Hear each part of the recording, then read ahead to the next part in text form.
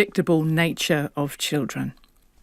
The Prime Minister says new measures targeting youth and gang crime will send the message there will be consequences for criminals. The government wants to create a new offence for those who use young people to commit a crime and make posting crimes online an aggravating factor at sentencing.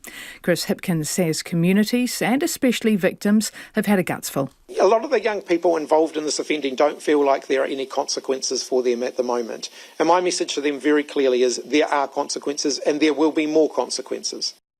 Labor also wants to fund a further 80 police prosecutors and give the family court the power to require, not request, young offenders do community service. An Australian survivor of the Whakaari White Island disaster says he wasn't told of any dangers before going to the island. The second week has begun in the trial against the island's owners for health and safety failings in the lead-up to the 2019 eruption in which 22 people died. Two tour companies also face charges.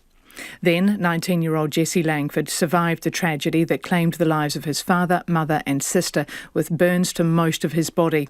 In pre-recorded evidence, he said he wasn't aware of how dangerous the island was. On the page, we were only told about that it's like a sunny walk along one of New Zealand's most active volcanoes. There was no mention of any dangers or anything negative that could hint to a person that the trip could be dangerous.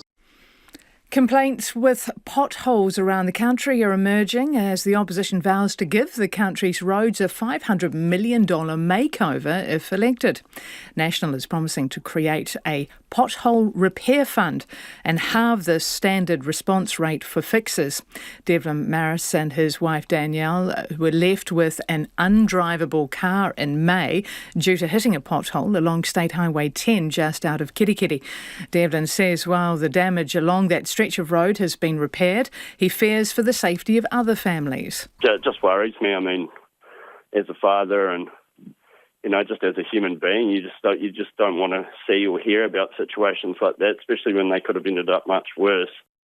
Figures from Whakakotahi show 211,747 potholes have been repaired since 2018. The Ministry of Education has confirmed Gloriavale School is under review. Last week, the Employment Court's Chief Judge, Christina Inglis, found a group of women working in the closed West Coast Christian community were not volunteers but employees who had been prepared since birth to submit to male leadership. The barrister Brian Henry described Gloriavale School as training slaves. The ministry confirmed the Education Review Office is reviewing the school. An Aero spokesperson also confirmed the 3 early learning services in the community have closed and some children are now being homeschooled or enrolled in state-funded distance learning. To sport, and despite their underwhelming form heading into the World Cup, the football ferns are still predicted to make it out of pool play and into the knockout phase of the tournament. Global sports data company Gracenote has released its predictions ahead of the global tournament and are tipping New Zealand to sneak into the top 16 playoffs. The United States are favourites to win, but their bid for a third straight title faces a strong challenge from Europe's top sides as well as co-hosts Australia. New Zealand kick off the tournament against Norway in Auckland on Thursday night. Novak Djokovic says new Wimbledon champion Carlos Alcaraz is showing some of the best qualities of Roger Federer, Rafael Nadal and himself. The 20-year-old Spaniard beat defending champion and a 23-time slam champion Djokovic in 5 sets this morning to add the Wimbledon title to the US Open title he won last year. Djokovic hadn't expected Alcaraz to excel as well as he has on grass and says he's showing all the signs of a champion. Well, I haven't played a player like him ever. Roger and Rafa have their own, obviously, strengths, but Carlos is a very complete player. Amazing adapting capabilities that I think are a key for longevity and for a successful career on all surfaces. Lydia Coes endured a disappointing final round, 7 over par 78 to finish in a tie for 65th at the latest LPGA tournament in Ohio. And Harry Maguire has been stripped of the Manchester United captaincy amid reports he's moving to West Ham. And that's the news. Potholes become an election issue. This is a reality of our roads being in the worst state they've ever been, and the need for us to make sure that they are safe to drive on. Waiheke Island residents call for cheaper ferry tickets. We've got fares that are $59 per person return, and we've got people that are needing to go to the city for hospital appointments. And a new Wimbledon champion. Djokovic is deposed as a new king of centre court. Serving up the news. A morning report weekdays from 6 on RNZ National. And now the short forecast from Met Service until midnight tomorrow. In the west from Northland to Whanganui.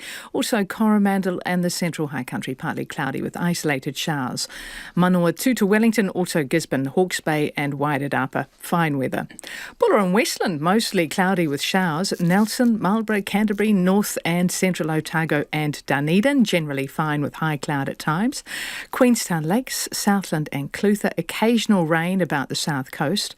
And Stewart Island and the odd shower elsewhere, clearing tomorrow afternoon and becoming fine. Fiordland, periods of rain easing tomorrow. And for the Chatham Islands, fine and cloudy periods, showers tomorrow, clearing in the afternoon. RNZ National, it is 5:07 and you're listening to Checkpoint with Susanna Leatawa.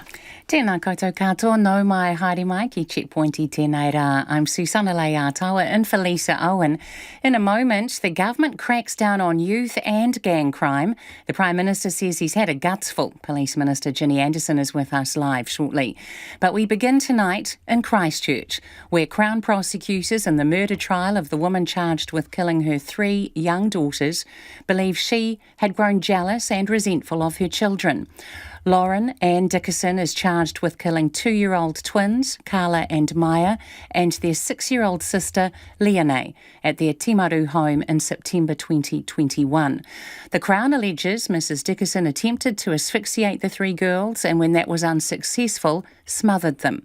Mrs Dickerson has pled not guilty to the killings, with the defence to argue insanity and infanticide. Adam Burns was in the High Court in Christchurch.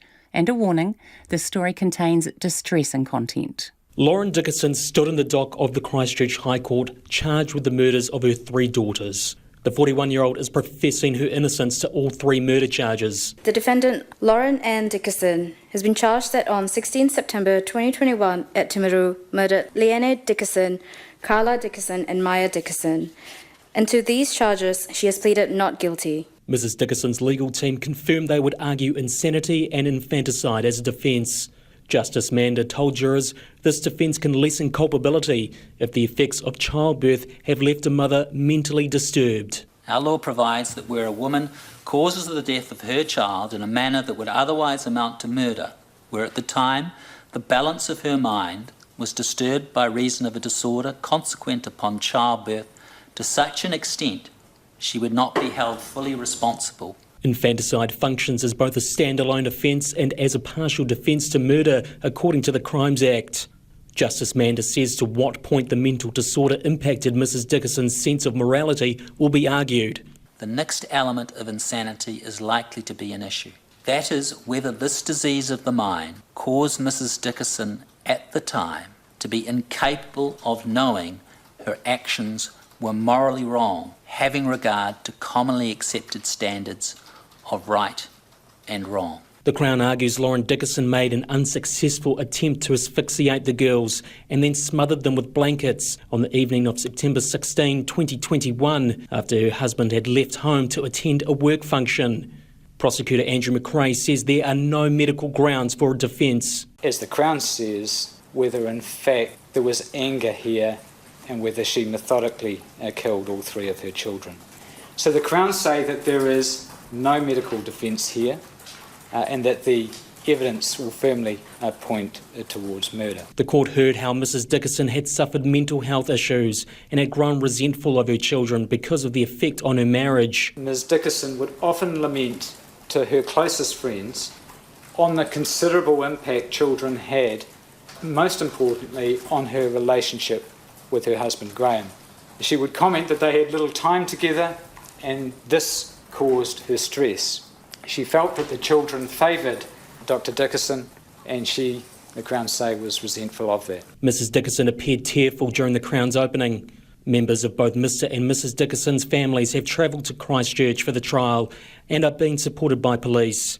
Graham Dickinson will give evidence via audio link tomorrow morning. The trial is set down for 3 weeks. It's 11 minutes past 5. Kia mau tonu mai, you're listening to Checkpoint on RNZ National. The government has unveiled new measures to target youth and gang crime, but they won't come into force before the election.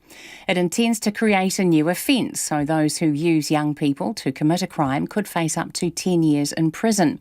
People would also face a tougher sentence if they post their offending behaviour on social media. Prime Minister Chris Hipkins hit out at those who involve young people in crime.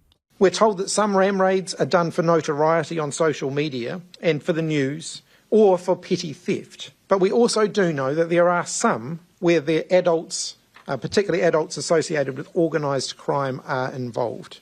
Using a child to commit a crime is cowardly, exploitative, and it destroys lives. So the consequences for that should be serious. The government will also enable the family court to require, not request, young offenders to participate in activities like cleaning graffiti and picking up rubbish. But Mr Hipkins says legislation which would enable those changes won't pass before October's election. Despite that, he says the Labour government is focused on preventing crime. I acknowledge that youth crime is an increasing concern in many parts of New Zealand. Kiwis have had a gutsful of people acting as if the rules don't apply to them, and I have had a gutsful of that as well. The government is also pumping $26 million into the police's prosecution service. The money will fund almost 80 full-time equivalent staff to prepare the police's work in court. Police Minister Ginny Anderson joins us now. Kia ora, Minister. Kia ora. How often are adults commissioning young people to carry out crimes? We know that particularly in those high-end robberies and ram raids that target jewellers, that young people are getting their hands on highly expensive goods and they need to go somewhere. So there's an indication there that young people aren't just selling them to each other. And this sends a strong message that adults that are aiding and abetting, that are facilitating that crime, that there will be consequences for their actions. Are the gangs recruiting these young people?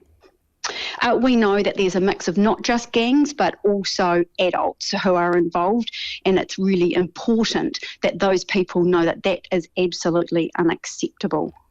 Last year, police looked into 63 young ram raiders and found only 3 had gang connections. Your briefing as incoming police minister said there is no evidence that the offending is being driven by youth gang affiliation or membership. So when did that change? We don't know. It's not just organised crime, but it's also adults. And some of those instances, particularly around ram raid offending, we're seeing older siblings commissioning young people as young as 10 into doing those offences. And this sends a very strong message back that that is absolutely unacceptable, and those adults involved in that behaviour will be held accountable. Posting crimes online will be treated as an aggravated factor in sentencing. That's National's policy. Why did you choose to pick it up? We've been working on that one for quite some time, and it's a strong signal we're sending that that's unacceptable. It's interesting that the National Party announced that policy while we were working on it, and it's good to see that they'll support us in it. Hopefully they can throw their support behind some of the other effective law and order policies instead of focusing on ones that don't work, like boot camps. But there's already a provision in the Sentencing Act which allows judges to take posting online as an aggravated factor when sentencing offenders. Is there evidence to back up these changes, or are you worried about the rhetoric around crime? It's really important. We know for a fact that young people immediately post on TikTok, and that is seen as notoriety and encouraging that behaviour. By enabling that to be an aggravating factor at sentencing, it sends a really strong message to young people that promoting illegal behaviour on a social media platform is completely unacceptable. You'll make young offenders attend education programs or do community activities. Are those things not already happening, Minister? They are already, but what we're doing in addition to that is giving victims an ability to be involved in those family group conferences for the first time. And that will be in relation to children as young as 10. It's really important that those people who have been directly impacted by crime get to meet those young people who have done that offending. And I think that helps get people on the right track and make them more accountable for those actions that cause harm in the community. Are police getting on top of ram raids? And what evidence do you have? Police are. We've seen that ram raids peaked in August last year, and while that's been up and down, we are seeing a gradual trend down.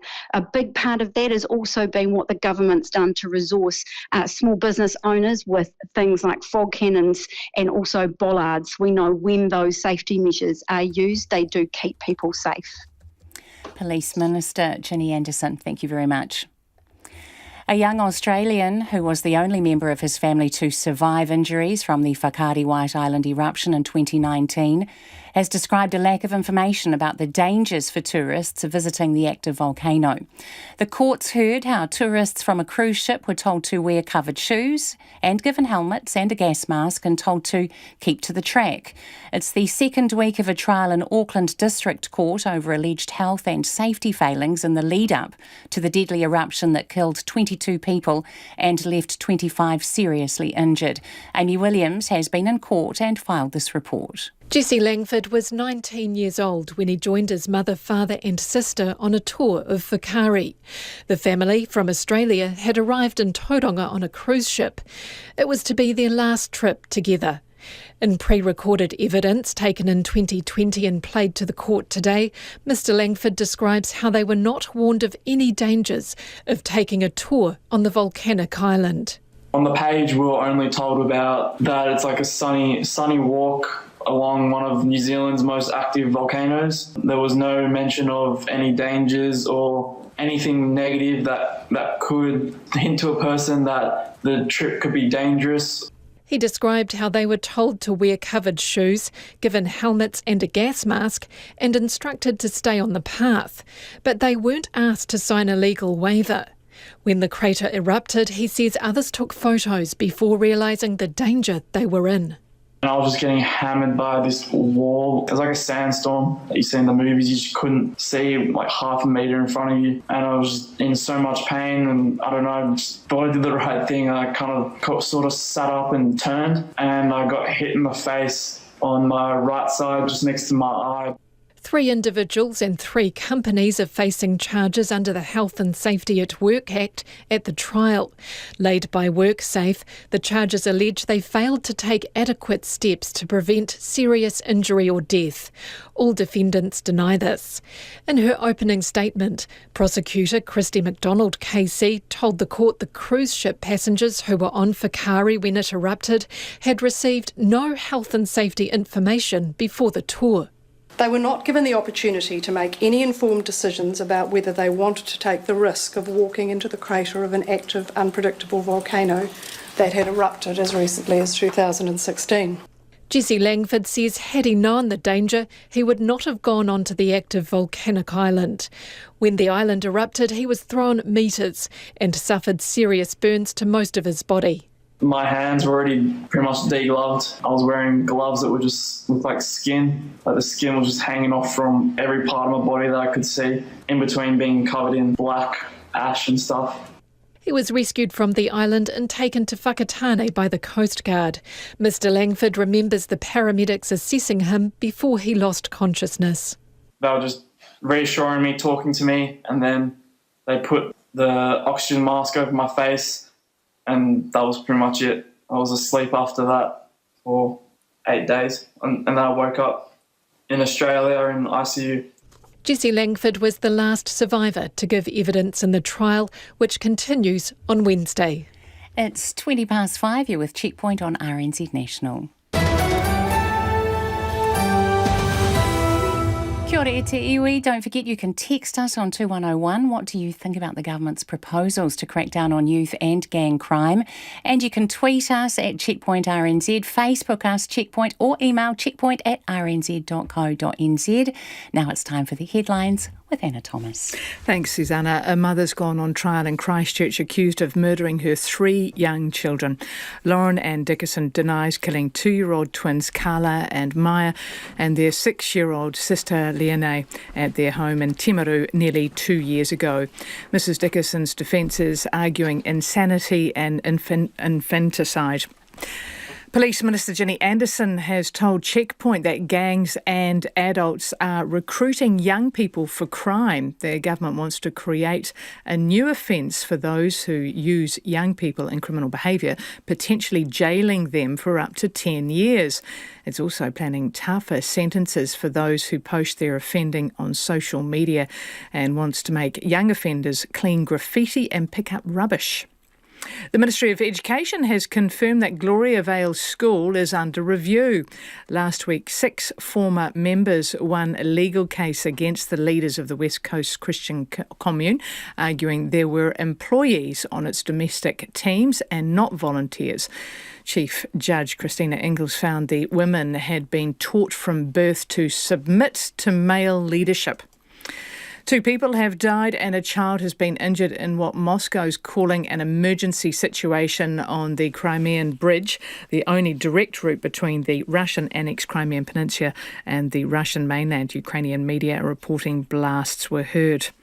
And more than 4,300 new COVID-19 cases have been reported over the past 7 days, with 13 further deaths attributed to the virus. Of those new cases, almost half are reinfections.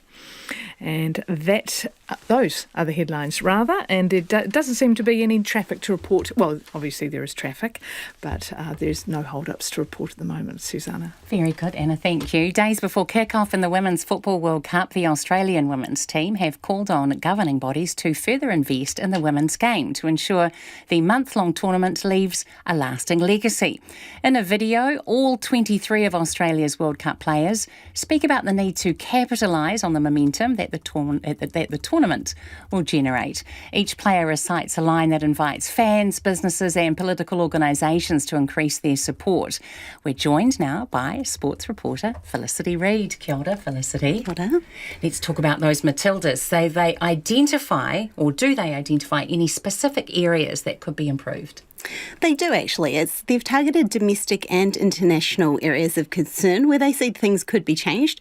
Domestically, they're calling on the A-League women's competition to become a full-time competition. So that might affect some of our New Zealand football ferns. They play for the Wellington Phoenix in that competition, or various other Australian clubs as well. So the Matildas are also calling on more women to be in coaching roles, in referee roles and as administrators. So they're offering that opportunity. They see that this tournament is a way to get more of these women into these roles, and they're using their platform as a way to encourage those people that we've mentioned earlier, those organisations, to get in behind it.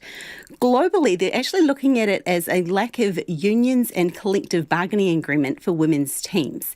Now, the Matildas themselves actually do have collective bargaining. They've got the opportunity which gives them equal pay and conditions similar to their Socceroos teammates, the men's team there.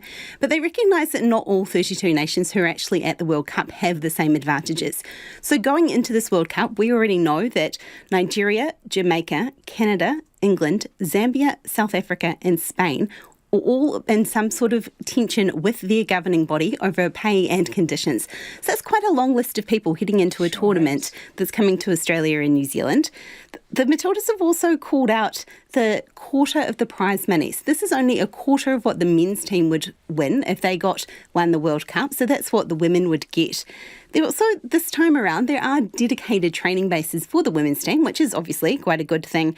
But they're saying that as the World Cup is an opportunity for them to use this to accelerate change. So not just to settle on what has already been here, but to look to the future, what could happen and what these women should be getting.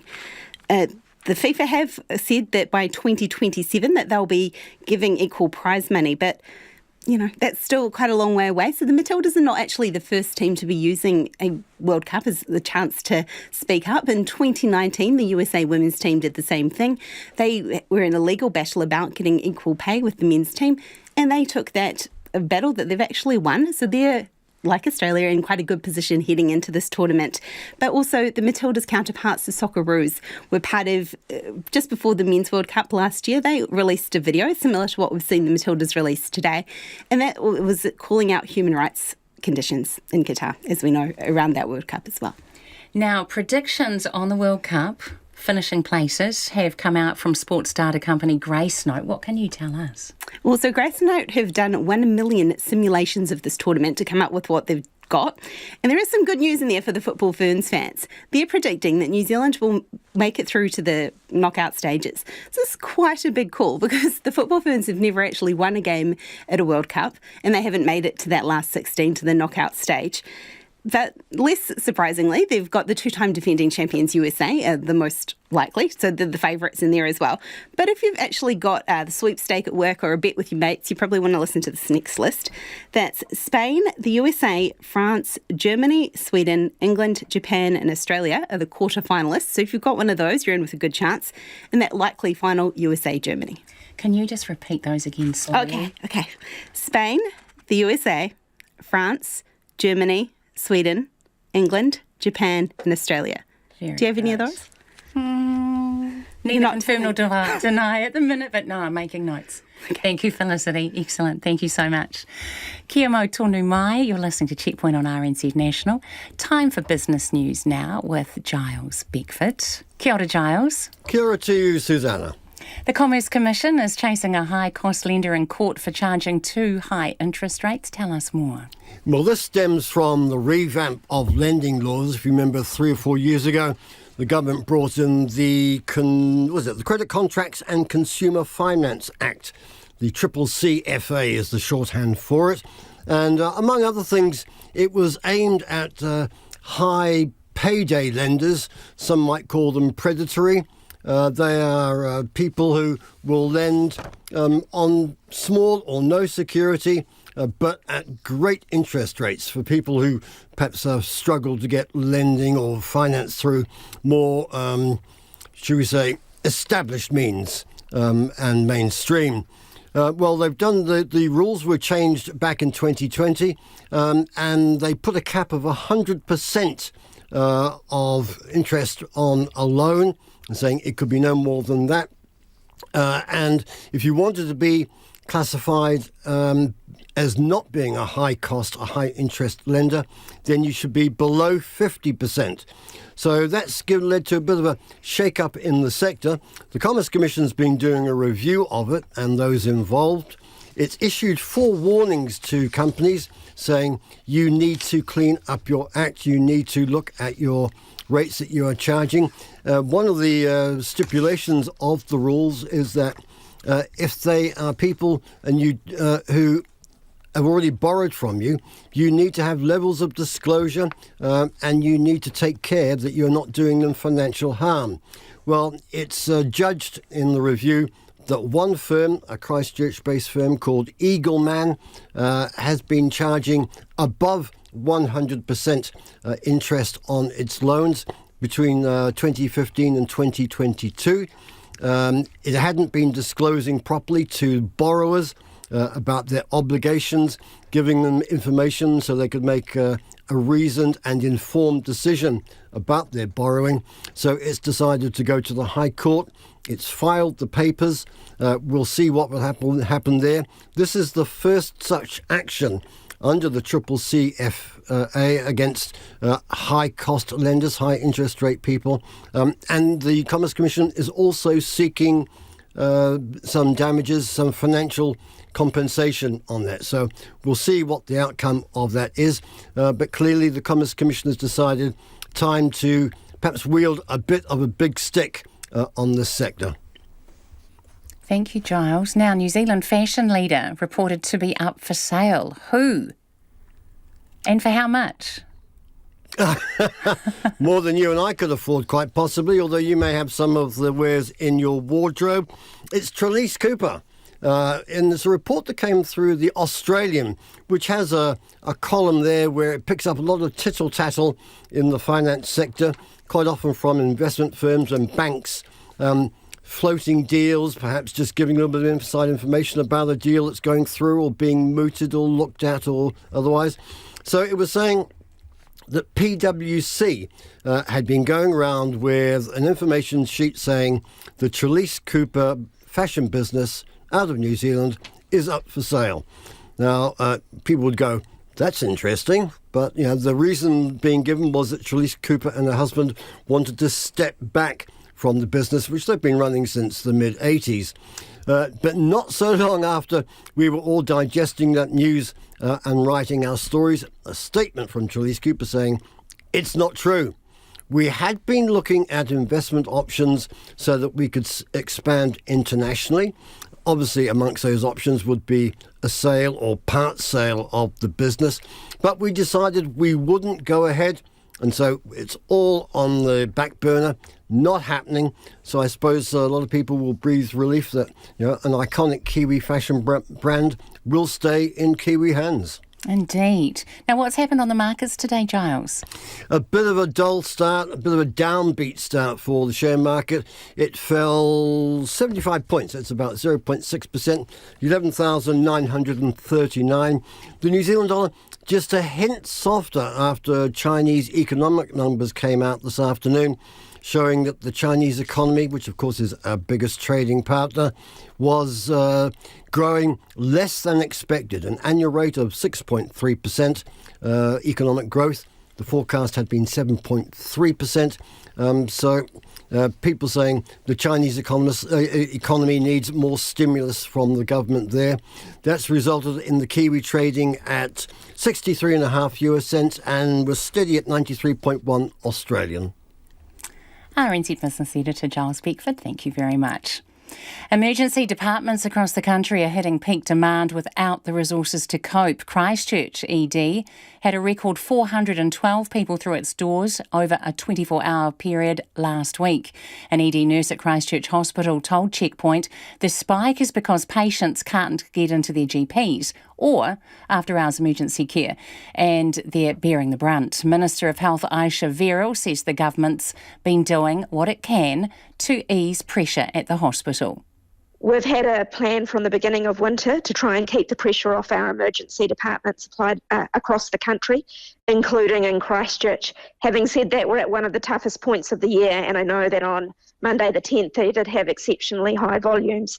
Thankfully, that has eased back a little across the week, but it is still winter, the middle of that flu season, and so I do know our staff are doing it tough at the moment, but there is a number of initiatives in place in Christchurch and elsewhere to do what we can in the community and prevent presentations to ED.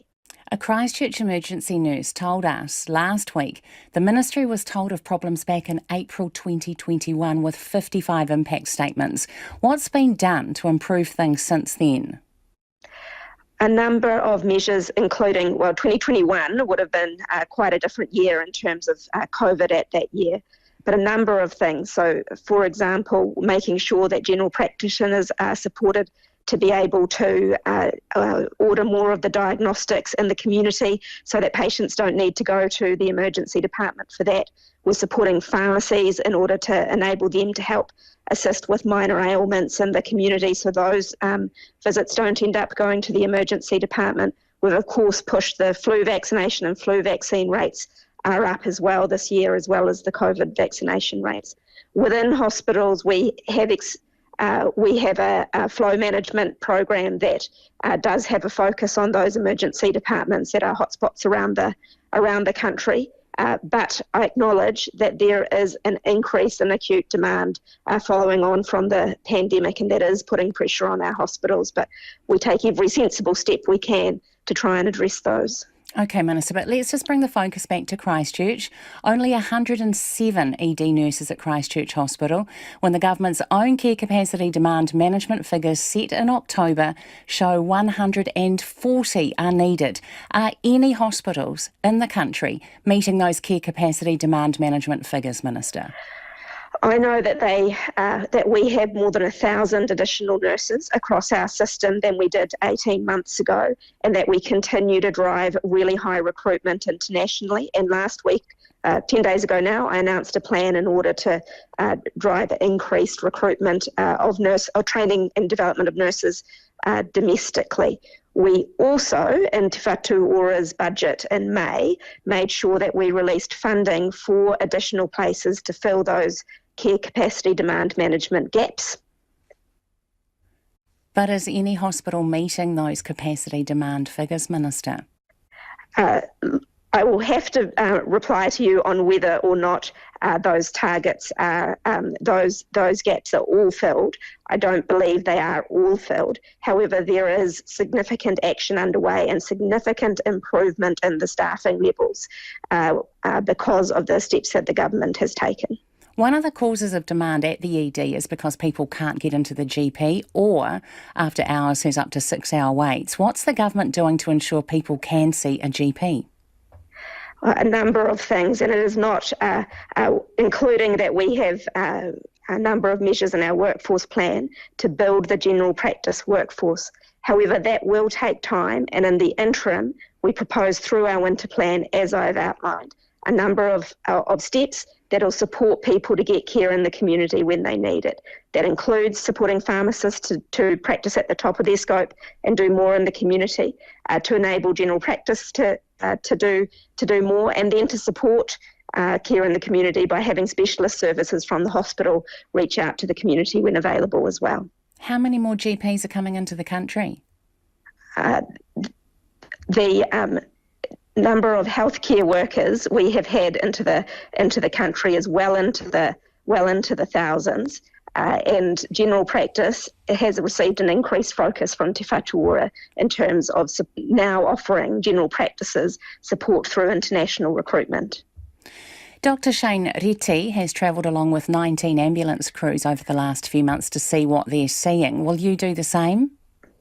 I've visited a number of emergency departments since I became Minister of Health and visited St John's ambulance. I have done that in advance of the winter pressures, so I'm not visiting at the busiest time of year for people, but I continue to visit all parts of our health system when I can. Do you agree with Dr Reti that it's never been so busy? It is very busy, and they're in emergency departments, and there has been sustained pressure over winter, and I think it's pretty clear that since the pandemic there has been increasing pressure on our emergency departments overall. Two motorcyclists who spent the night lost in an Upper Hutt forest are warning others to always be prepared and tell others when heading off-road. The two men in their early 60s, Jim Moore and Andy McCallan, were found this morning after a search and rescue team hunted for them through the night. Our reporter Ashley McCall and camera operator Angus Trevor have the story. A happy ending for two experienced bikers lost in Akatarawa forest overnight. Jim Moore and Andy McCullen have been biking in this area for the last 40 years, but got in trouble when they lost track of time. We were walking out last night, when it went dark. There was quite a lot of cloud cover yesterday, and then once you then got underneath the trees and it became pitch black very, very quickly. It was a cold and sleepless night for the pair, with temperatures dropping down to 2 degrees in the area. Their dirt bikes didn't have lights, so they ditched them and decided to hunker down and wait. Mr. Moore summed up what was going through their minds at the time. Bugger. We knew we got to a point where we thought, no, it's going to be safer to stay exactly where we are. The ground conditions were getting quite dangerous underneath us, and thought, no, we're going to get hurt doing this, so we'd be better off to stay where we are and walk out in the morning in the daylight, which is what we did. This sparked a search and rescue operation after their family called police just before 10 last night. They managed to find their own way out through a stream and were found shortly after 9 o'clock this morning. Around 30 local riders, including Ashley Peterson and her stepfather, spent 6 hours riding around in the dark to find them. It's not like I was afraid, it's more afraid of if we fall off, what are we going to do? And just the cold. I was quite confident in myself. I feel safe with my stepdad, and we just wanted to find them. The main takeaway from Jim, Andy and their families is to always be prepared when going off-road biking. Although they had a brand new beacon, they didn't have a torch, so they couldn't see how to activate it. Jim's 89-year-old father-in-law, Laurie Peterson, has been riding for more than 70 years and still going strong. He trained the pair but laughed as he told RNZ he didn't teach them quite well enough. He says they could do with a few extra lessons on using their gear properly, but he says they'll soon forget anyway. It's like all sportsmen or sports people. Doesn't matter how much you get hurt at the time, you soon forget about it and you get back into it again, don't you? His daughter-in-law, Tracy Peterson, echoes that, saying experience can lead to complacency. You can be the most experienced rider, Laurie? And at the end of the day, you know, your experience makes you more confident in what you want to do when you're out there. But it's just about ensuring that people know where you are and what areas you're going to be riding in. It's a moment their families won't let them live down after their nervous wait. It was a pretty solemn mood in the bus, but it was more around coaching her about not harming her husband afterwards when they come out. Despite their rough night, both Jim and Andy say they're not put off going back into the forest again. Meanwhile, rescuers around the Motu can breathe a sigh of relief after a second successful mission in as many days. It's coming up to 18 minutes to 6. You're with Checkpoint on RNZ National. Kia ora, e te iwi. Don't forget you can text us on 2101 and you can tweet us at Checkpoint RNZ, Facebook Checkpoint, or email checkpoint@rnz.co.nz. Time now for the headlines with Anna Thomas. Thanks, Susanna. The government has set out measures to target youth and gang crime, although they wouldn't come into effect until October's election. The proposals include a new law for those who use young people to commit offences. Prime Minister Chris Hipkins says the public has had a gutsful of those who act as if the rules don't apply to them. The Crown Prosecutor has told the High Court at Christchurch that a mother who killed her 3 children in Timaru had expressed resentment towards them for several years.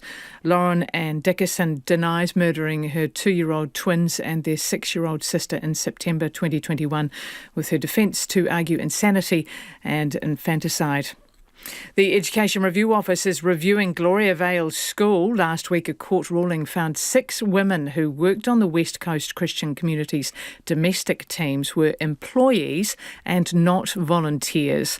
Their barrister, Brian Henry, described Gloriavale School as training slaves.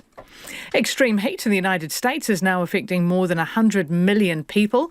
Meteorologists warned yesterday that temperature records could be broken in more than 40 southern and western cities. Meanwhile, authorities in Canada say a second firefighter has died while battling wildfires. And police are now treating the death of a man in Porirua 10 days ago as a homicide. Police found Barry Hall, who was 44, dead at a house in Te Tahi Bay shortly before 6 o'clock on the evening on Friday, July the 7th. Officers are appealing for information. It is 17 minutes to 6. Thank you, Anna.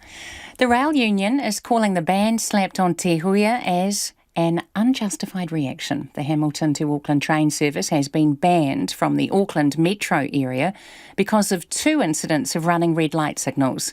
Waka Kotahi says the train must be fitted with the European train control system before it can be allowed back into the suburban passenger network. Kiwi Rail says it would take up to 2 years to design, install and test the system. Rail and Maritime Transport Union General Secretary Todd Valster joins us now. Kia ora, Todd. Kia ora. Why is this an unjustified reaction? Well, the only trains that have got what they call ETCS are the Auckland suburban trains. So there's no other trains in the country that have got that system. So we have the Northern Explorer, for instance. That's the service that runs from Wellington to Auckland, into the Auckland, through the Auckland Suburban Centre and or network, and it doesn't have ETCS either. None of the freight trains and none of the circuit shunts do. The only train that is being singled out is Te Huia. Could Waka Kotahi argue it's needed in Auckland because of the size of the rail network? Well, that might be the case, but there's more than just the same train set that's got ETCS running on that network now. So that's why we're thinking, well, why are you singling that train out? Now, one of the incidents did happen in the Auckland suburban network. It's been under investigation. The actual causes for that incident aren't available at this stage.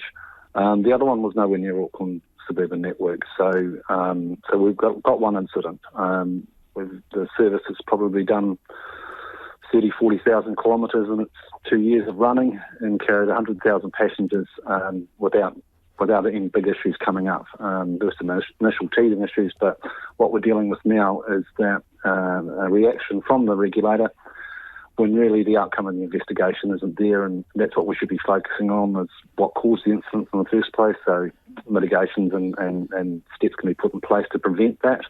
But inconveniencing the public by stopping the train at Pavakura and getting them off the train and putting them on a bus or having to catch other services just seems unnecessary. Todd, you say Te Huia is being singled out. Why do you think that is? Oh, I don't know. You'll have to ask NZTA for that one. But like the Northern Explorer is a passenger service as well. It runs with a diesel haul, exactly the same as what the Huia does. And it's not being told that it has to have that system, but it will still go in from Papakura into central Auckland. And this train control system, is it the gold standard? Well, no, there's a few different levels actually. The Auckland network's got what's called version 1. Wellington's looking at version 2 or 3. So, like I could say, in Wellington Suburban Network, which is a very mature suburban network, it's never had ETCS, but they are looking at putting that in the future as an additional safety system. That's good.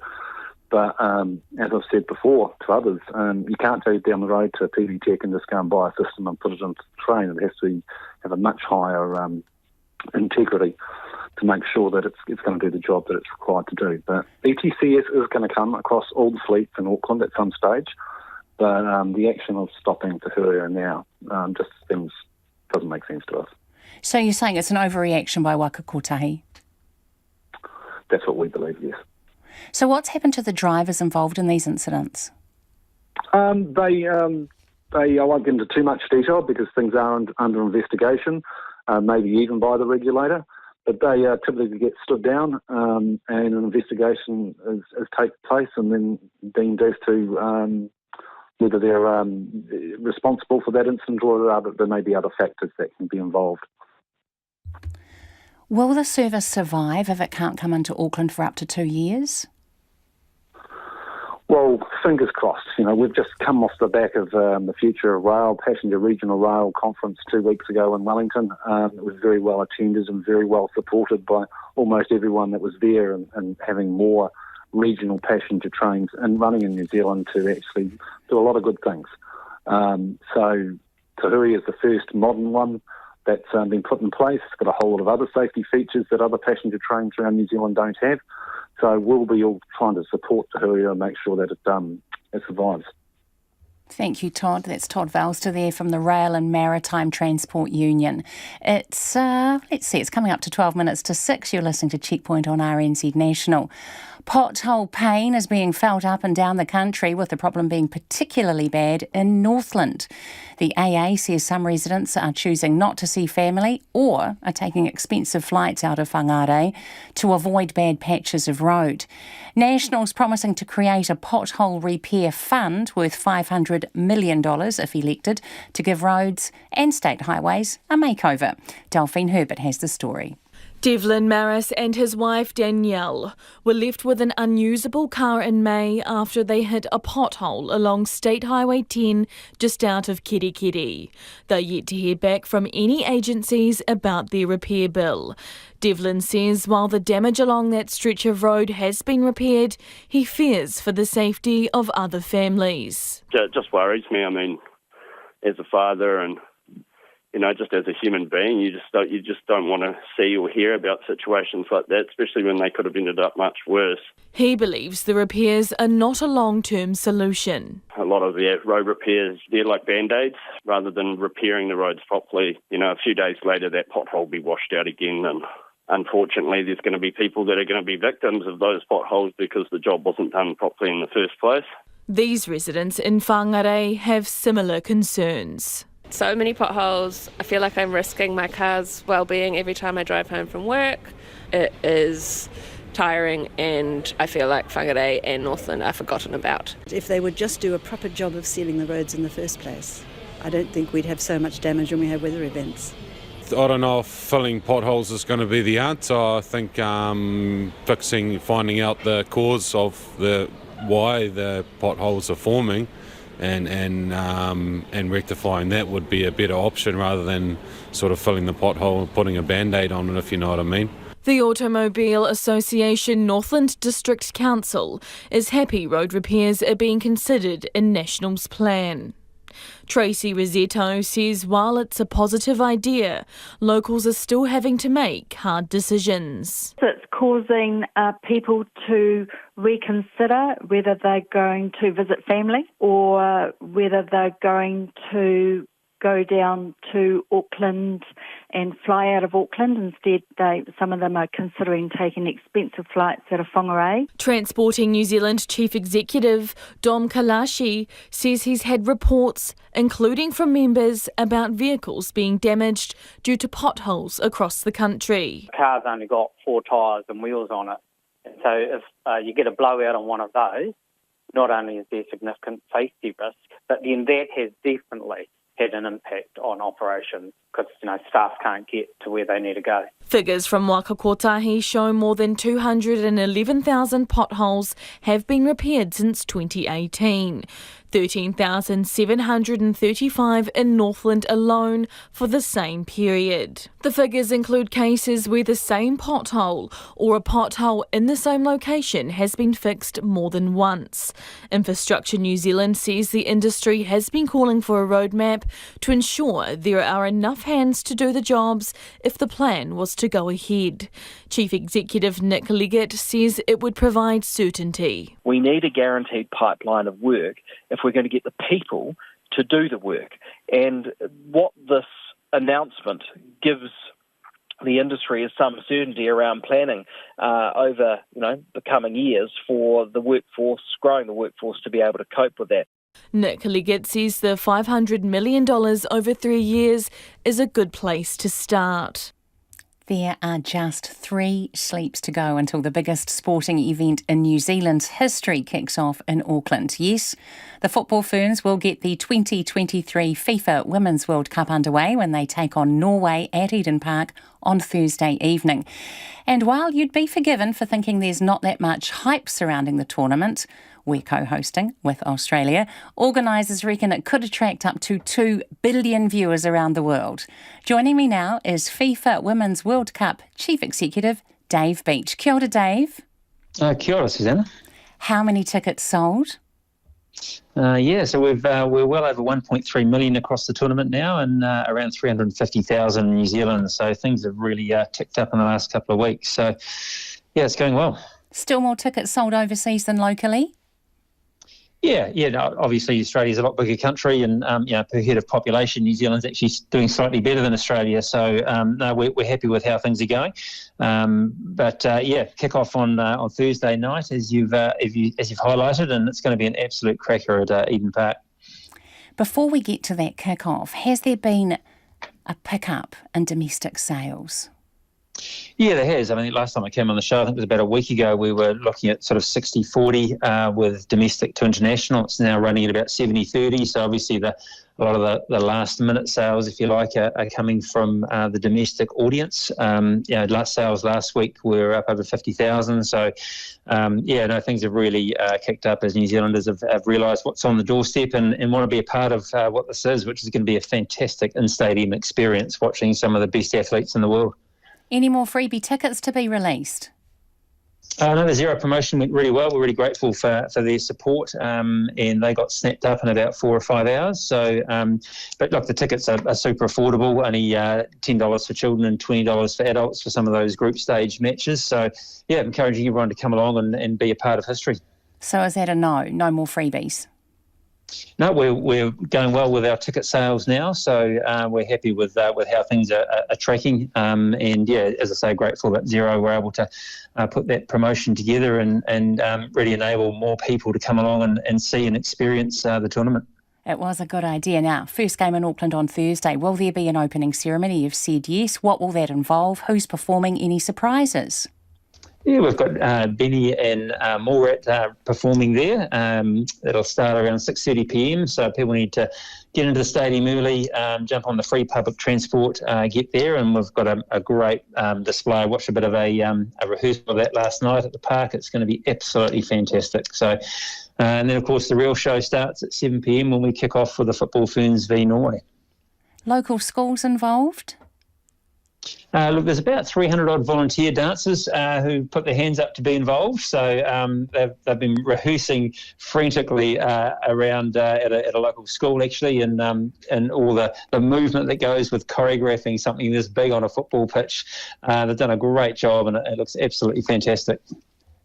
This is a huge event. We're all starting to wake up to that if we don't know it already. Are you welcoming a lot of big wigs to town? Yeah, look, Footy I think celebs. Who's on the guest list? Look, we don't get visibility on a lot of those celebs until last minute, but the FIFA president and secretary general are obviously just about to come into town, and then there's a range of government ministers and senators and people from all over the world coming in to experience it and follow their teams and be a part of it. So you're keeping some of those names quite close to your chest, aren't you?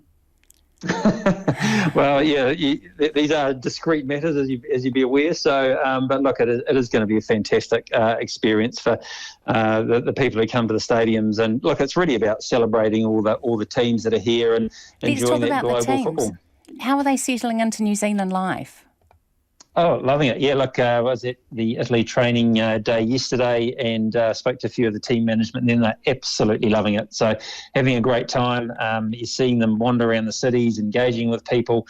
These open to public training sessions have gone down well with the kids, and that's what this is all about, isn't it? Connecting these athletes with the next generation so they can see what they're like and see how they train and get inspired, and then they sort of form a following, if you like, and then these teams are really, really good at creating that home away from home, so that when they're in the stadium, they've got a whole lot of fans who want to give them a bit of support. So encourage New Zealanders to choose a second team, get along to a training session, paint your face the colours, and then go along and support them in the stadium, because it's going to be a real spectacle. Dave, are you disappointed there hasn't been as much build-up in New Zealand as you see for other events?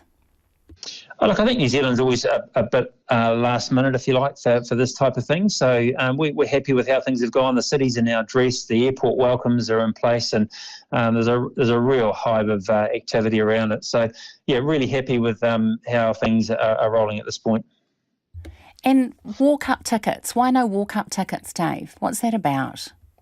Oh, look, that's not uncommon for tournaments of this scale globally. You can't just walk up to Olympic Games and buy a ticket at the door, and it's similar for this tournament. So, again, we encourage everyone to get online, get your tickets early, download the app, get the tickets, and then you'll have no problems on game day. And just to finish, seriously, are we expecting 2 billion people to tune in? Have we got that number right? Yeah, no, absolutely. I mean, the number from France last time was 1.2 billion. And with the growth of the women's game, which has just been phenomenal, the Women's Euros last year in the UK was a knockout success. They broke all records in attendance and audiences. So absolutely, the global audience is going to be huge. Dave Beach, FIFA Women's World Cup CEO, thanks so much for your time. Just to have a little flash look at some feedback before we get to the news at 6 with Anna Thomas. Since when do you head to ED for cold and flu? Flu jabs available. Older people may be over 80 to hospital for bad flu, but lemon honey drink, paracetamol and rest up. What is going on that every man and his dog needs to go to see a doctor? That's from Nikki. Good question, Nikki. This is appalling. Simple text there. The Minister of Health is unfortunately out of her depth, and all I'm hearing from her is a word salad. It leaves me little doubt that Te Whatu order is in complete disarray. Regarding youth crime, Hipkins is trying to garner the national vote with his law and order policies, but which way he will lose long-time Labour voters. Good way to hand over government to Nats. That's from Maureen. Let's see, some excellent policies on youth crime, Grant thinks, and regarding potholes, blot holes, snot holes, the final realisation that we have all lost our collective minds. RNZ News at 6 o'clock. Good evening, I'm Anna Thomas. A court has been told the woman who killed her 3 children in Timaru in 2021 had expressed resentment towards them for several years. Lauren Ann Dickerson is charged with murdering her 2-year-old twins and their 6-year-old sister. Mrs Dickerson has pleaded not guilty to the killings, with the defence to argue insanity and infanticide. In his opening statement in the High Court at Christchurch today, Crown Prosecutor Andrew McRae said that in a message from 2016, Mrs Dickerson said she wanted to strangle her oldest daughter for misbehaving, and in other messages talked about the negative impact of having 3 children. And no doubt many mothers will make similar comments over time and over times of stress. So they need to be seen in that context, but they need to also be seen in the context of what follows. Andrew McRae said the messages are a snapshot of what was going through her mind. The Prime Minister says people have had a guts full of people acting as if the rules don't apply to them. The government has announced a suite of new measures to target youth and gang crime. Measures including making the act of encouraging young people to commit a crime and posting crimes online an aggravating factor at sentencing. Chris Hipkins says people are fed up. I acknowledge that youth crime is an increasing concern in many parts of New Zealand. Kiwis have had a gutsful of people acting as if the rules don't apply to them, and I have had a gutsful of that as well. Labor also wants to fund a further 80 police prosecutors and give the Family Court the power to require, not request, young offenders do community service. Minister of Health Aisha Verrall says the government is doing what it can to ease pressure at emergency departments as winter hits and demand spikes. Emergency departments across the country are at peak demand, with a record 412 people through the doors of Christchurch ED over a 24-hour period last week. Aisha Verrall has told Checkpoint she acknowledges there's heavy demand on emergency departments that's putting pressures on staff. She says the government is focusing on supporting GPs and pharmacies to care for people in the community so they don't have to go to hospital. An environmental group says new data showing groundwater with a lot of toxic nitrates in South Auckland flowing into the Manukau harbour is concerning. A new GNS study in groundwater and streams around Pukekohe and Bombay are as high as 19 milligrams per litre, 8 times the national standard in rivers. Stephen Lasham, chairperson of the Manukau Harbour Restoration Society, says central government needs to intervene to improve the health of the harbour. I believe there should be a sort of catalyst to get some change process going. That needs government intervention to assist with that, just like they've done with the Kaipara package. Stephen Lasham says nitrate pollution in the harbour has long been an issue, with pollutants coming from the Mangere wastewater treatment plant, but he says it's now being compounded by the groundwater contamination. A tiny home which crashed on West Auckland's Great North Road this morning may have been stolen. The truck carrying the home collided with another vehicle, leading to one person being hospitalised and hours of traffic delays. The police say they are investigating an allegation of burglary in relation to the incident. Extreme weather is affecting different regions of the United States. Heavy rainstorms are battering the northeast, leading to major travel disruption. Meanwhile, heat waves continue to hit the west and southwest, with temperatures in California and Arizona at record-breaking levels. Here's our Washington correspondent Caroline Malone. Phoenix City in Arizona has had a 4th day of temperatures reaching 48 degrees Celsius, while the desert region of Death Valley in California has heat warnings for up to 130 Fahrenheit, that's more than 54 degrees Celsius, matching some of the highest recorded temperatures on the planet in 90 years. There are heat advisories in 14 states affecting more than 100 million people. Thunderstorms and heavy rainfall continue to batter New York, New Jersey, Pennsylvania, Delaware and Maryland. More than 1,000 flights in and out of that region have been cancelled due to storms over the weekend. The latest political poll shows National and ACT could form a government, but the gap between the left and right blocs is closing. Both major parties have dropped 2 points in the One News Varian poll, previously known as the Kantar Public Poll, with National on 35% and Labour on 33%. Support for ACT is up slightly on 12%. The Greens have gained 3 points to 10%, while Te Pāti Māori is on 3%. Now, those results would give National and ACT 61 seats in Parliament, which is just enough to form a government. Labour, the Greens and Te Pāti Māori would be just shy, with 59 seats between the three parties. In the preferred Prime Minister stakes, Chris Hipkins has dropped 1 point to 24%, and Christopher Luxon is up 2 on 20%. The father-in-law of a missing motorcyclist found this morning in Wellington's Akatarua forest says despite their experience, they've still got lessons to learn. Jim Moore and Andy McCallan spent a sleepless night in the bush where temperatures dropped down to 2 degrees overnight. Their motorcycles didn't have lights and they struggled to activate their rescue beacon. Jim's 89-year-old father-in-law, Laurie Peterson, says the pair will learn from the experience. It's like all sportsmen or sports people.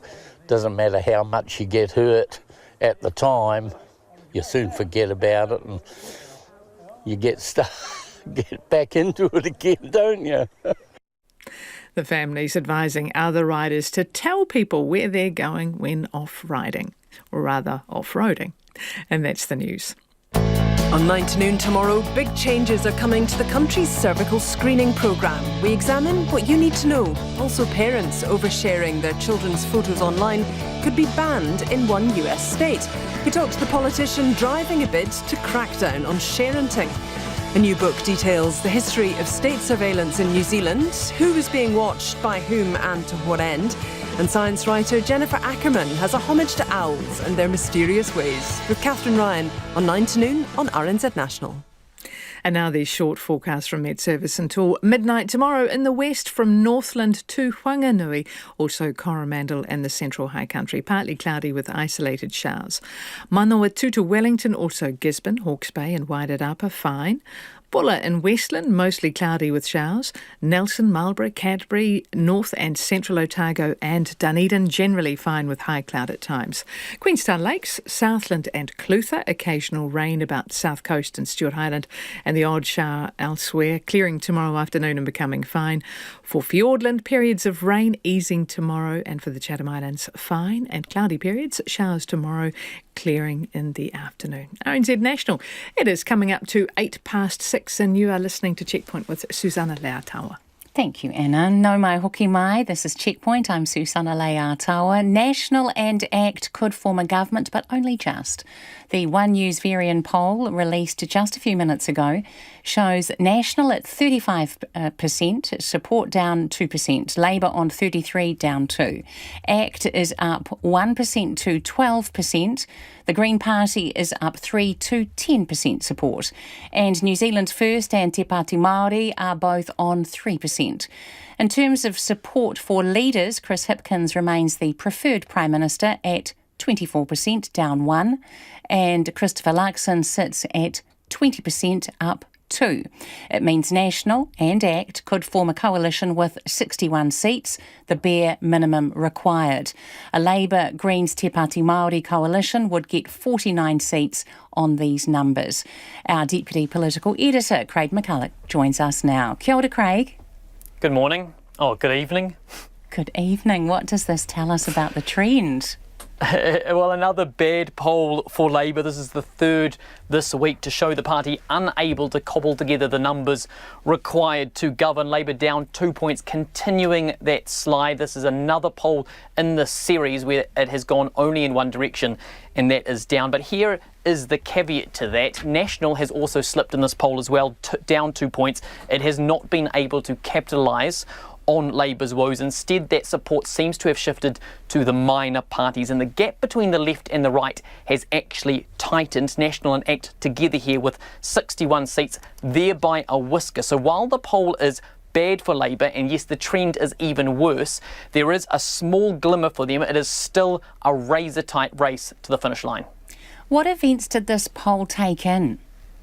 The poll stretches from July 8th to the 12th, so it captures the ongoing saga of distractions from the coming out of the cabinet, those ministerial mishaps. That's Michael Wood's resignation, for example, the questions around Kitty Allen's conduct, and Jan Tinetti too being chastised for misleading Parliament. Chris Hipkins has been out of Parliament a lot lately. This poll came after his trip to China and right smack bang in the middle of his trip to Europe, so it does cover a turbulent time for the Labour Party. I should point out that it does not capture his recent ruling out of a wealth tax or CGT. National, meanwhile, have been pumping out a bunch of policy. Number 27 today was debuted, so the election campaign certainly getting underway. ACT and the Greens have been given a bump, 12 and 10% respectively. What do you make of that? Yes, a decent bump for the Greens there.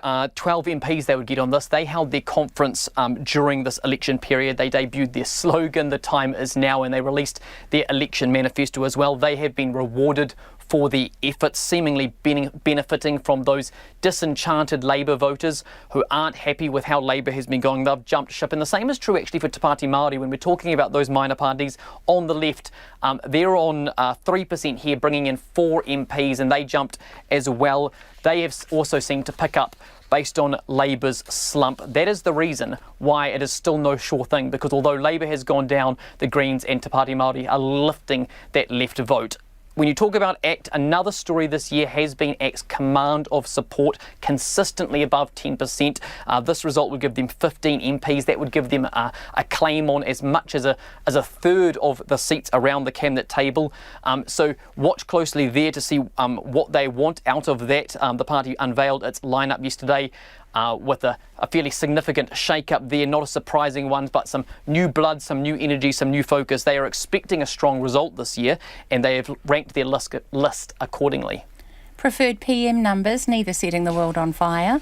No, neither Chris will be thrilled with this result. Chris Hipkins down at 24%. I can see here a very low result for a sitting Prime Minister, and Christopher Luxon up too, but still behind Chris Hipkins, sitting there at 20%. So at least he is moving in the right direction, but it does tell a tale of a voting public not entirely enchanted with either leader. More than half of all voters would rather someone else over either of them, and that is a tough pill to swallow. Worth pointing out too that in all of these results, 12% of voters are still undecided, still haven't made up their mind in terms of which way they want to go, which party they want to support. So that suggests too a certain level of apathy perhaps among the voting public. They've yet to decide.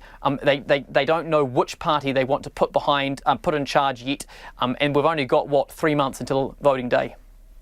The Prime Minister's just announced this youth crime policy, and I was speaking with Police Minister Ginny Anderson about it, but he's already had to issue a correction on it. What's going on? Yes, a baffling development to Labour's youth crime policy. As you say, they were just talking about it moments ago. I was in the media conference with Chris Hipkins as he was speaking about it at length. This creation of a new offence was one aspect of it, a new offence for those who commission young people to commit a crime. So we're talking about ram raids and the like. He spoke about that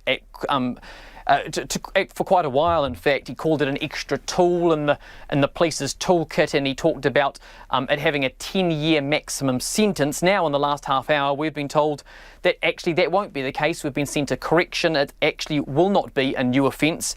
It will simply be made an aggravating factor during sentencing. Now, that is more than just a minor correction. That is a fairly significant back down, a pretty major and substantial difference to what was announced. It is unclear exactly what has happened here, how this mistake was made. Labour and Chris Hipkins, they were trying to regain control of the narrative. They were trying to regain control of the agenda today, and they have stumbled at the first hurdle. Thank you very much. That's our Deputy Political Editor, Craig McCulloch there. It's 14 minutes past 6. You're with Checkpoint on RNZ National. The US is experiencing record temperatures with nearly a third of the country under heat advisories. An all-time high of 48 degrees Celsius has been recorded in Arizona, and the dangerous level of heat is expected to run into next week. The BBC's Sophie Long has more. Well, in Las Vegas, where I am now, it is extremely hot. We are told that it is on course to become the hottest day ever recorded here, with the mercury poised to hit 47 Celsius. We're told it's not there yet, but it's hard to imagine it getting any hotter. And it's not the only place. It's not much cooler in places like Phoenix, Arizona. They've been experiencing temperatures of 43 Celsius or above for more than 2 weeks now, and there's still no end in sight. And I think that's part of the problem. It's not just that we're experiencing these dangerously high temperatures, but also that there's no respite from them. In El Paso, in Texas, they've had temperatures of 38 or above for more than a month, and again, still no end in sight. At the moment, we're expecting 38 cities across the western United States to have record-breaking temperatures today. Some 100 million Americans are currently under what they call an extreme heat warning. People are heeding the advice. I'm on the Strip in Las Vegas, which is normally much busier than this time of day, but the advice here is very simple and very clear. Stay at home. Don't come out between the hours of 9 and 6 p.m. And most people seem to be taking that advice. Not everyone can, of course. There are people who don't have homes, and the authorities say they're doing their best. What are called cooling centres have been set up around Las Vegas where people can go and have some air conditioning and collect free water. And the authorities, policemen, are also going around less affluent neighbourhoods and handing out water bottles there. But the advice very clear: reduce your exposure to the heat if you can and stay indoors. Meanwhile, in southern Europe, a second heatwave is forecast to hit this week on the Spanish island of La Palma. Fires are continuing to burn out of control. In Italy, officials are warning people to stay inside. The BBC's Sofia Bettiza reports. This wildfire in one of the Spanish Canary Islands has forced at least 4,000 people from their homes. The blaze in La Palma, so big it can be seen from space. I have seen many wildfires, but none like this one. This is terrible, horrible. In Italy, an anticyclone could push temperatures above 45 degrees. It's been named Karen, the one who carries the dead in mythology. There have been red alert heat warnings in 16 Italian cities today. The Italian weather agencies say they've never seen anything like this in terms of intensity, duration and number of areas affected. Locals and tourists here are being urged to take this seriously, to stay indoors in the afternoon, stay hydrated and take care of the elderly. Last year, more than 60,000 people died across Europe because of soaring temperatures. And with this heatwave expected to continue well into next week, there is no respite in sight. If the fast progress in artificial intelligence is worrying you, you're not alone. Even a growing number of AI experts feel the same way. Now, one of the godfathers of AI, Yoshua Bengio, says he plans to devote the rest of his life to slowing the technology's march. The ABC's Angie Lapoire reports. Artificial intelligence industry insiders are playing the world's darkest guessing game right now. They've been asking each other a question. What's your PDOOM? I got around 20% probability that it turns out catastrophic. That's Professor Yoshua Bengio, one of the godfathers of artificial intelligence, and until recently, an AI optimist. Your PDOOM, if you have one, is your best guess at the percentage likelihood that AI on its current trajectory will ultimately turn on humanity, either of its own volition or because it's deployed against us. Even if it was 0.1%, I would be worried enough to say I'm going to devote the rest of my life to try to prevent that from happening. Until a few months ago, Yoshua Bengio's almost 40-year career had been devoted to building more sophisticated AI, until he experimented with the latest version of ChatGPT. Initially, I thought, it's just like the next version of the things I've seen before. But at some point playing with it, I realized, but the part that it does get, it gets better than us. He's among a number of experts who are worried that AI is being incentivized towards manipulative and deceptive behavior. And Yoshua Bengio says it's not clear how much time we have before AI becomes very dangerous. If one of these superhuman AI, in other words, that's smarter than us in many ways, has as its dominant goal its own survival, it has like a preservation instinct, we would not be the dominant species on Earth anymore. What would happen to humanity then? It's anyone's guess. Not all AI experts and industry leaders buy into this thinking. In some quarters, they're dismissed as doomers. Professor Toby Walsh, Chief Scientist at the AI Institute at the University of New South Wales, argues that much of this anxiety comes from confusing humans with machines. Evolution has equipped us to want things, but machines don't have any wants. When ChatGPT is sitting there waiting for you to type your next prompt, it's not sitting there thinking, you know what, I want to take over the universe. It's just sitting there waiting for the next letter to be typed. And it will sit there and wait for that next letter to be typed forever. Instead of worrying about doomsday, Toby Walsh is mostly concerned that people will misuse AI in the short term. The impact it's going to have on our economies, the impact it's going to have on our democracy, misinformation, those things. Previously, we had tools that amplified our muscles. We are now inventing tools to amplify our minds. And in the wrong hands, amplifying people's minds is potentially very harmful. Professor Yoshua Bengio argues if AI does go rogue, the somewhat counterintuitive answer might be more AI. I think we can use AI to counter bad AIs. We have to fight it with something at least as strong as it, right? Which means other AI. But AI that we will have designed to be safe, that we don't lose control of, that will do our bidding to save us from potentially rogue AIs. In the meantime, Professor Bengio is hoping more than anything someone can change his mind. What I've been saying now for a few weeks is, please give me arguments, convince me that we shouldn't worry, because I'll be so much happier. And it hasn't happened yet. The Australian women's football team has released a video plea for the game's officials to invest in women.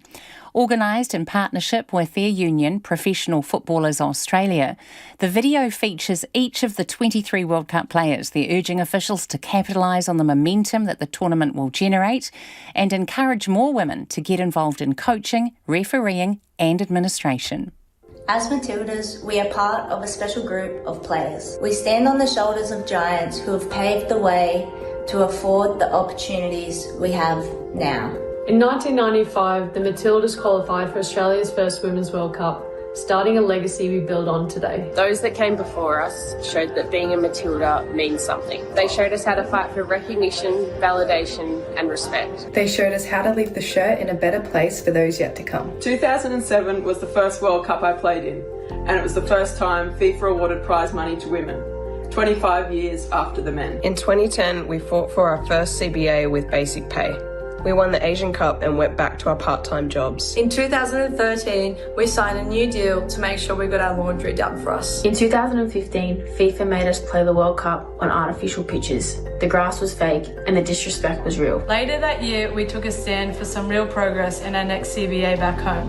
Just like we do on the pitch, we stuck together, refused to back down and got the result. Now we're treated as serious professionals with fairness and respect that women deserve. For us, this World Cup is a celebration of that progress that we've had to earn every step of the way. As our platform has grown, we've shown the world that women's football is a powerful force for good by supporting the causes close to our hearts. We've come a long way in a short time. It's been humbling and life-changing for all of us. But we're not stopping now. 736 footballers have the honour of representing their country on the world's biggest stage, this tournament. Yet many are still denied the basic right to organise and collectively bargain. Collective bargaining has allowed us to ensure we now get the same conditions as the Socceroos, with one exception. FIFA will still only offer women 1/4 as much prize money as men for the same achievement. And our sisters in the A-League Women's are still pushing for football to be a full-time career, so that they don't have to work part-time jobs like we had to. So we call on our fans to go all in at the tournament and continue that support by getting out to an A-League Women's game to lift up the next generation of Matildas. We call on those who run the game to work to provide opportunities for girls and women in football, whether that be players, coaches, administrators or officials. And we call on all those in positions of power across football, business and politics to come on this journey with us to make women's football as big as it can be, here and around the world. We know that with the privilege of being a Matilda comes enormous responsibility. We'll do everything we can to make the country proud when we take the field, and also to leave the shirt in a better place for those who follow in our footsteps. This is our legacy. This is our legacy. This is our legacy. This is our legacy. This is our legacy. This is our legacy. This is our legacy. And their male counterparts, the Socceroos, released a statement in the same style ahead of the Men's Football World Cup, highlighting human rights abuses in Qatar. Spanish tennis sensation Carlos Alcaraz says he's achieved a lifelong dream and is now the king of SW19. The 20-year-old has defied the odds to beat Novak Djokovic at Wimbledon, ending the Serbian's run of consecutive victories there. In his homeland, people have been partying in the streets. The ABC's Angus Randall reports. Carlos Alcaraz falls to the ground after nearly 5 hours on centre court, a Wimbledon champion. Well, right now, yeah, it's the happiest moment of my life, that's for sure. Probably in 5 years, would change. But right now I'm 20. I didn't live too many situations like this, so I'm going to enjoy this moment. In Alcaraz's hometown of El Palmar on the south coast of Spain, locals are ecstatic for their favourite son.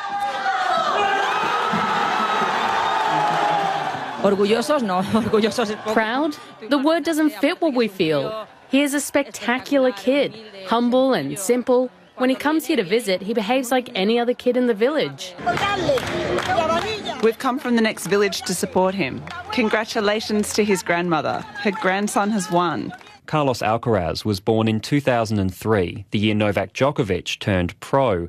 After his Wimbledon victory over the Serbian star, all anyone is asking him, is this a changing of the guard? I did it for myself, not for 10th generation, honestly. But, it was great, beating Novak at his best in this stage. Being the guy, to beat him after 10 years and beating on that court is amazing for me. It's great, I think, for the new generation as well. Novak Djokovic has won 23 Grand Slams, the most ever in men's tennis, and he says he's not done yet. He'll be happy to see a new rivalry on the tour. He's going to be on the tour for quite some time. I mean, I don't know how long I'll be around, but let's see. It's been only 3 matches that we played against each other, three really close matches. It's good for the sport, playing 1 and 2 in the world, facing each other.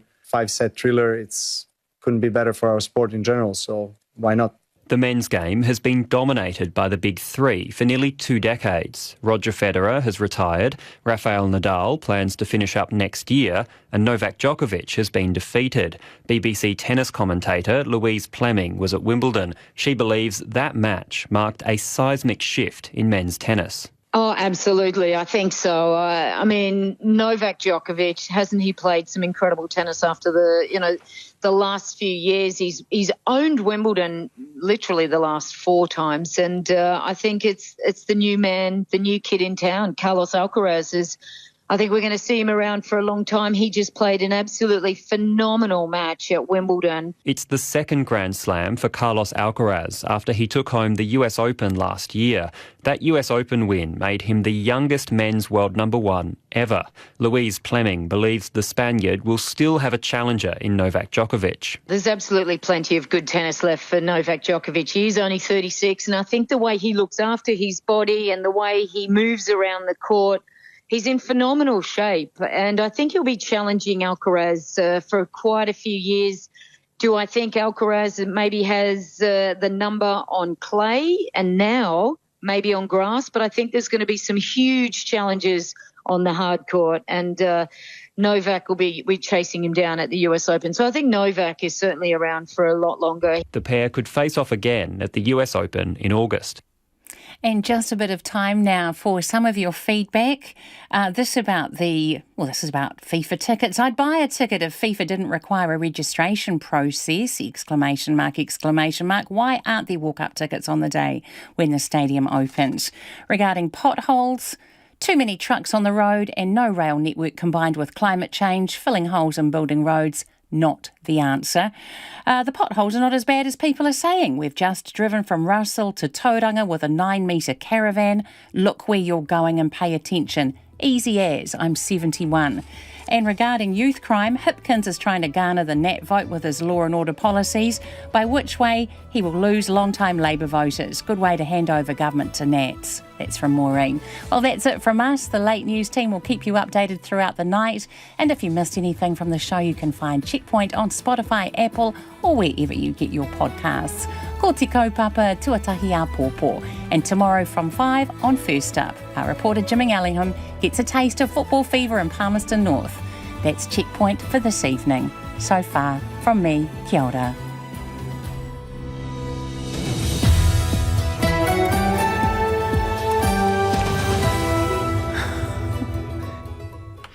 RNZ News headlines at 6:30. I'm Anna Thomas.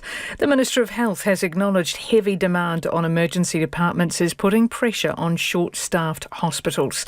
Aisha Verrill says the government is supporting GPs and pharmacies so people don't have to go to hospital. The defence for Lauren Dickerson, the woman accused of murdering her 3 young daughters, has told the High Court at Christchurch that she had longed to be a mother and underwent 17 rounds of IVF. The latest political poll shows National and ACT could form a government. The One News Varian poll would give National and ACT 61 seats. And the UN brokered deal that allowed Ukraine to export grain through the Black Sea is due to expire tonight, and there's no indication Moscow will renew it. Those are the headlines. Our next news and weather is at 7. Pacific Waves. Bringing Kiribati back into the forum. Diving into the big stories of the region. They are an instrument of the Constitution of Fiji. And shining a light on issues affecting Pacific peoples in Aotearoa and around the world. Being able to go out into different places and areas that share special connections with our community was really special. We talanoa to Pacific leaders, newsmakers, experts and commentators, and bring you up-to-date coverage from our dedicated RNZ Pacific team and talented correspondents on the ground in the region. Pacific Waves at 8:15 weeknights on RNZ National. It is 29 minutes to 7 and time for Trending Now. First, the detail, and tonight, whether it's a corporate refresh with more cultural considerations or a new version of a sporting uniform steeped in history, what our high-profile teams wear matters. Kia ora, I'm Tom Kitchen, and today on the detail, uniforms. From the All Blacks' white fern doodles. Today, the new All Blacks strip for the World Cup in France was unveiled, and yes, it's black, but with, ooh la la, a bit of French flair. Why on earth did a Frenchman design this year's All Black World Cup jersey? What a slap in the face to all those New Zealand designers who I know would have been chomping at the bit to design the All Black jersey in World Cup year. To the creative alternate strips we'll be seeing at the FIFA Women's World Cup. Football fever is upon us, with the first teams arriving ahead of this month's World Cup. To corporate entities such as Kiwibank and Air New Zealand updating their look. Well, Air New Zealand has today opened submissions for Kiwi pattern makers to have a crack at designing their new uniform. Kiwibank has gone all out to create the most inclusive work wardrobe in Aotearoa. What do they say about us? What are the factors you need to take into account when designing them? And what happens when everyone hates them? I think personally it should be about practicality. If it's a uniform, if it's a working uniform, it's not about being trendy or being fashionable. It can affect their performance if they're feeling vulnerable, if they're feeling that people are looking at them. And we're going to be talking to sports journalist Suzanne McFadden about how the Silver Ferns' new World Cup uniform came into being. The Silver Ferns have been given the opportunity to come up with the design themselves, and it's really beautiful what they've come up with. First though, our national airlines uniform changes have always attracted a huge amount of comment. It's often actually the first thing that people travelling to New Zealand see. It's the first visual representation of New Zealand. The Air New Zealand uniform is a little bit like the All Blacks. It's something that every New Zealander has an opinion on. It's been through many incarnations over the years, with over 5,000 staff to fit. Changing the uniform is a very involved job and isn't taken lightly. I think that Air New Zealand is a very public-facing brand that almost kind of represents New Zealand on the global stage to a degree. This is Stuff's style editor, Zoe Walker-Awa. Air New Zealand they put the call out for designers to express interest earlier in the year, and they have a long history of working with local fashion designers. They worked with Zambezi quite a few years ago. Trelise Cooper has had her uniforms for a number of years. I forget how many, but I want to say 9. And both of them were quite controversial when they came out. And I know that, with the Zambezi uniform that was quite a few years ago, there was a bit of feedback about some of that being fussy and the fabric wrinkle, for example, or there was a pashmina that kind of got in the way. Our values have moved significantly since knee-high boots and short skirts. Aviation commentator Irene King told us it's high time for a change.